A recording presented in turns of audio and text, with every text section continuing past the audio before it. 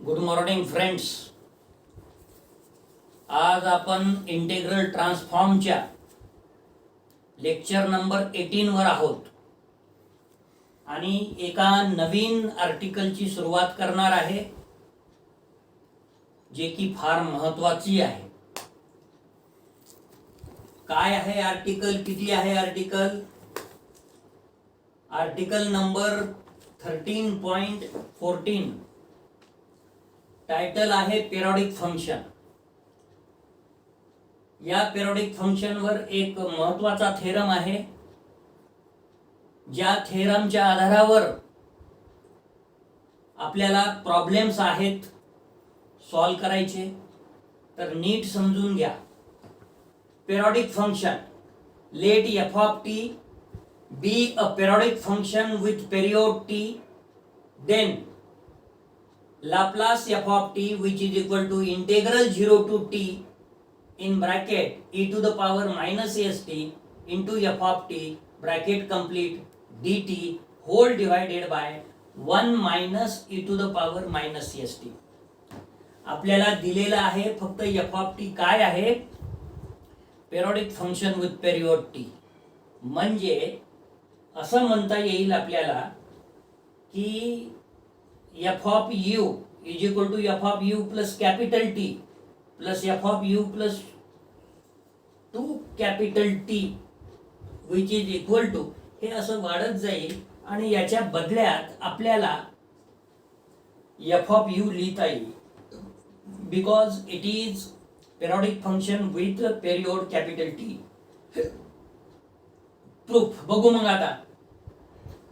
We have Laplace f of t which is equal to integral 0 to infinity e to the power minus st f of t dt. This is by definition of Laplace transform. जे की युनिटच्या सुरुवातीलाच आपण ही definition बघितलेली आहे. आता डेफायनाइट इंटेग्रलची जी property आहे, integral a to b f of x dx which is equal to integral a to c f of x dx plus integral c to b f of x dx, त्या प्रॉपर्टीचा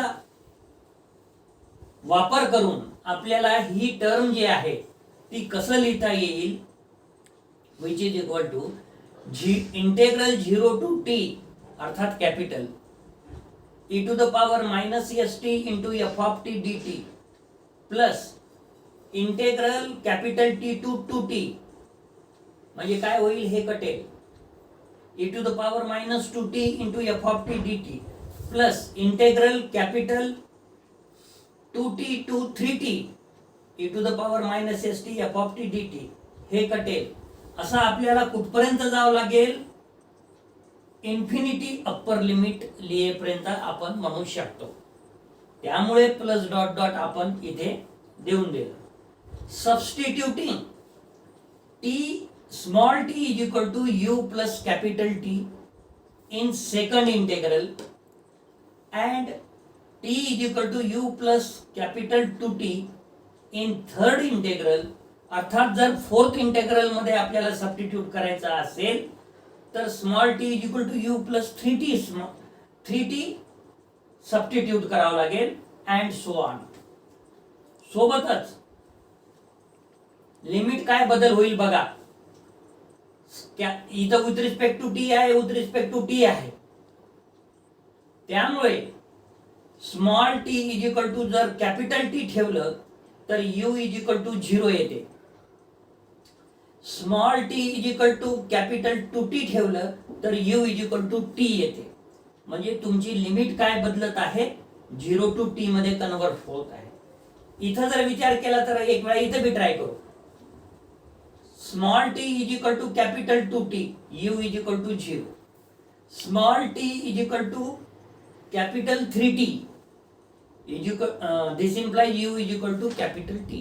म्हणजे 0 to t इथे सुद्धा मिळते. अशा पद्धतीनं समोरच्या प्रत्येक integral मध्ये तुमचं सबस्टिट्यूशन जे आहे ते t is equal to u plus t जसं दुसऱ्या इंटेग्रल मध्ये होतं तसं t is equal to u प्लस 2t तिसऱ्या इंटेग्रल मध्ये आहे. तसंच चौथ्या इंटेग्रल मध्ये small t is equal to u plus 3t आहे. त्यामुळे इच अँड एव्हरी इंटेग्रल काय होईल, आफ्टर सबस्टिट्यूशन जर लिमिट चेंज केलं तर 0 टू कॅपिटल टी हे येणार. dt is equal to du येणार. Hence Laplace f of t which is equal to integral 0 to capital T e to the power minus st into f of t dt plus integral 0 to capital T e to the power minus s t ची किंमत bracket मध्ये u plus capital T into f of u plus capital T du plus integral 0 to t अर्थात capital e to the power minus s in bracket u plus 2t into f of u plus 2t अर्थात capital du plus dot dot dot. आता which is equal to 0 to capital T e to the power minus st into f of t dt. दुसऱ्या integral मध्ये with respect to u आहे, त्यामुळे e to the power minus st जी term आहे याला split up केल्यानंतर e to the power minus su into e to the power minus st. तर e to the power minus st हे constant असल्यामुळे take it is before the integral, कारण की इथं विथ रिस्पेक्ट टू u आहे, त्यामुळे plus e to the power minus st integral 0 to capital T e to the power minus su into f of u du plus e to the power minus 2st integral 0 to capital T e to the power minus su into f of u du plus dot dot dot. अशा पद्धतीनं आपण e to the power minus st इथून e to the power minus 2st इथून पुढचं जर integral पाहिजे असेल तर e to the power minus 3st before the integral लिहू शकतो. आता f ऑफ t बद्दल काय म्हटलेलं आहे, it is a periodic function with period capital T. आता f ऑफ t आणि इथे f ऑफ u म्हणत आहे, व्हेरिएबल कॅन बी चेंजेबल, आणि म्हणून because f of u which is equal to f of u plus capital T which is equal to f of u plus capital 2t which is equal to f of u plus capital 3t which is equal to dot dot dot. हे कशामुळे लिहू शकतो आपण, because f of u is a periodic function with period t. दिलेलं तर आहे f of t is a periodic function, परंतु variable can be changeable, t च्या ऐवजी u लिहिलं तर f of u is also a periodic function with period t which is equal to integral 0 to capital T e to the power minus st into f of t dt plus e to the power minus st integral 0 to capital T e to the power minus st into f of t dt plus e to the power minus 2st integral 0 to capital T e to the power minus st f of t dt plus dot dot dot. काय केलं हो, इथे फक्त variable change केलं, u च्या जागी t लिहिलं बस.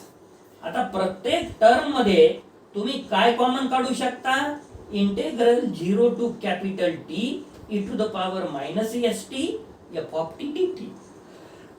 मग काढा कॉमन, काय राहिलं, विच इज इक्वल टू पहिल्या ब्रॅकेट मध्ये पहिल्या टर्म मध्ये 1 प्लस दुसऱ्या टर्म मध्ये e to the power minus st plus तिसऱ्या टर्म मध्ये e to the power minus 2st plus त्याच्यानंतरच्या टर्म मध्ये e to the power minus 3st plus dot dot dot. ब्रॅकेटच्या बाहेर integral 0 to capital T e to the power minus st into f of t dt. आता ही जी term आहे याला आपण कसं लिहू शकतो, याला आपण e to the power minus st bracket मध्ये घेऊ शकतो, याला आपण e to the power minus st bracket मध्ये घेऊन त्याचा वर्ग करू शकतो, याच्या नंतरच्या टर्मला e to the power minus st bracket मध्ये त्याचा क्यूब करू शकतो, आणि या फॉर्म्युल्याचा वापर करू शकतो. कोणत्या, 1 प्लस a चा वर्ग प्लस a चा cube plus dot dot dot which is equal to 1 upon 1 minus a. a च्या जागेवर या आपल्या या टर्म मध्ये a च्या जागेवर काय आहे, e to the power minus st, आणि म्हणून which is equal to 1 upon 1 minus e to the power minus st integral 0 to capital T e to the power minus st into f of t dt.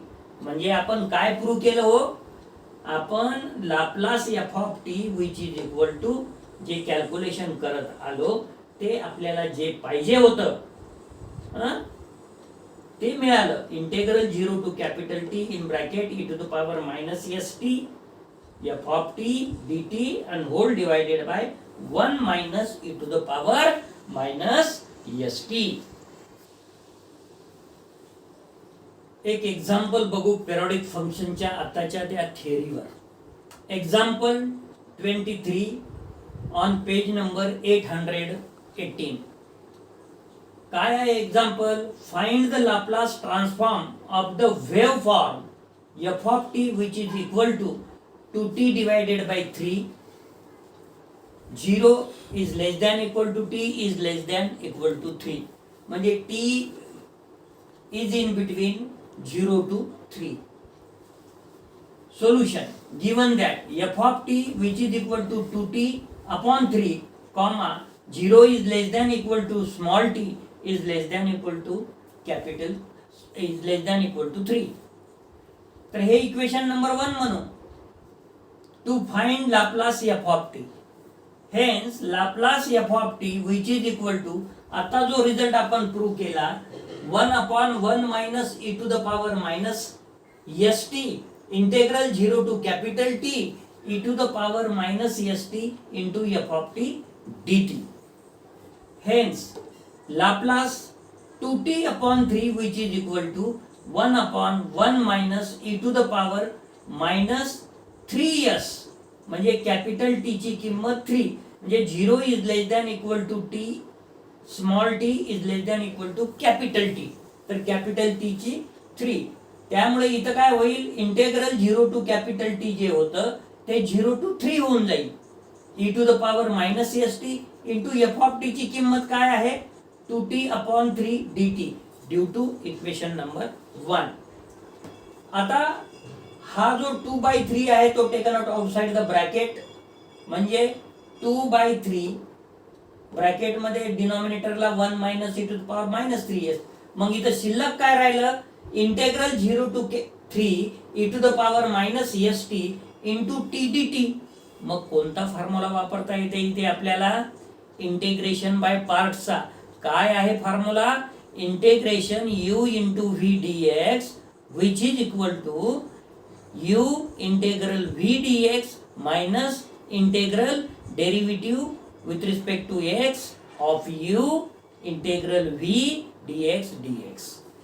तर मग इथे t मध्ये आहे, मग काय होईल? फर्स्ट फंक्शन t याचं integration e to the power minus s t upon minus s with respect to integration with respect to काय केलं आपण? t केलं.